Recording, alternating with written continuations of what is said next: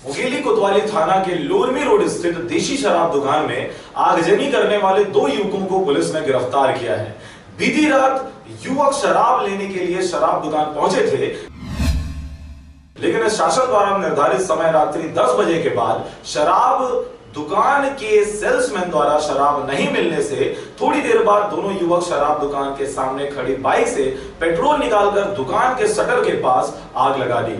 CCTV कैमरे के अनुसार पुलिस ने दोनों आरोपी युवकों को गिरफ्तार कर न्यायिक रिमांड पर जेल भेज दिया है। रात्रि 11:30 बजे 2 व्यक्ति रविदास मणिपुरी नरेंद्र साहू दोनों शराब लेने के लिए पहुंचे। चौकीदार के द्वारा बोला गया कि रात्रि 10 बजे के बाद शराब भट्टी बंद हो जाता है। दोनों आरोपीगण चौकीदार साहब गुज्जरवादी गाली गलौज धमकी चमकी लगाने के बाद मारपीट किए।